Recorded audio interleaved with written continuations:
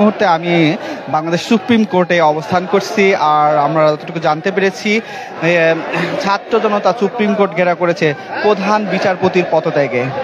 দর্শক, এখানে আপনারা দেখতে পাচ্ছেন যে অসংখ্য মানুষ, এখানে ছাত্র জনতা, আইনজীবী সবাই এখানে এসে বিচারপতির পদত্যাগের দাবিতে বিভিন্ন স্লোগান দিয়েছে এবং সাবেক যে প্রধানমন্ত্রী তারকে নিয়েও স্লোগান দিচ্ছে। আমরা এখানে এই মুহূর্তে একজন আইনজীবীর সাথে কথা বলবো এবং জানার চেষ্টা করব তারা এই মুহূর্তে কি কি পদক্ষেপ নেওয়ার জন্য এখানে উপস্থিত হয়েছেন।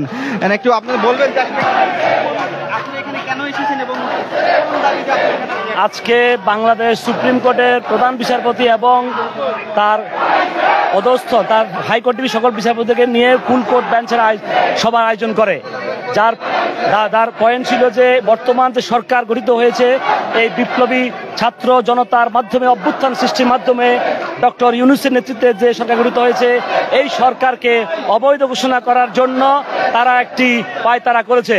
এটা জুডিশিয়াল কু করার জন্য তারা চেষ্টা করেছে, কিন্তু আমাদের বাংলাদেশ সুপ্রিম কোর্টের সাধারণ আইনজীবী এবং বাংলাদেশের সকল ছাত্র জনতা জেগে ওঠার ফলে আজকে এই প্রধান বিচারপতির যে জুম মিটিং এর মাধ্যমে যে আলোচনা করার কথা ছিল সেটি ব্যর্থ হয়ে গেছে।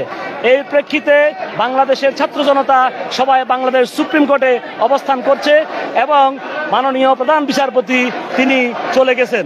আমাদের দাবি ছিল এই প্রধান বিচারপতি তিনি একজন আওয়ামী লীগের দালাল, তিনি বাংলাদেশ সুপ্রিম কোর্টের ইতিহাসের সবচেয়ে জঘন্যতম বিচারপতি।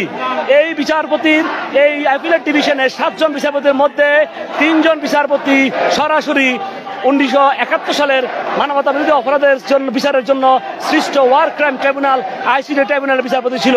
তারা হচ্ছেন chief justice Obaidul Hasan, M Enayetur Rahim এবং শাহিনুল ইসলাম। তারা এই 3 জন প্রমোটেড হয়ে সুপ্রিম কোর্টের অ্যাপিলেট ডিভিশনে আসছেন। তাদের উদ্দেশ্য এই বাংলাদেশকে অস্থিতিশীল তৈরি করা। আপনারা জানেন বাংলাদেশের কোটা আন্দোলনের সর্বপ্রথম যে উত্তেজনা সৃষ্টি করেছে এই প্রধান বিচারপতি বলেছিলেন ছাত্রদের উদ্দেশ্যে যে আন্দোলন সংগ্রাম করে কোনো অবস্থাতে বিচার প্রক্রিয়া দুলিশাত করা যাবে না। তিনি বলেছিলেন যে আন্দোলনের মাধ্যমে বিচারের রায় চেঞ্জ হবে না। অথচ কিছুদিন পরে আমরা দেখতে পেলাম যে এই বিচারপতি 93%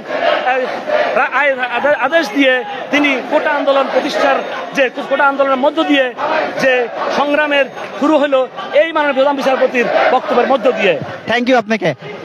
দর্শক, আপনারা দেখতে পাচ্ছেন যে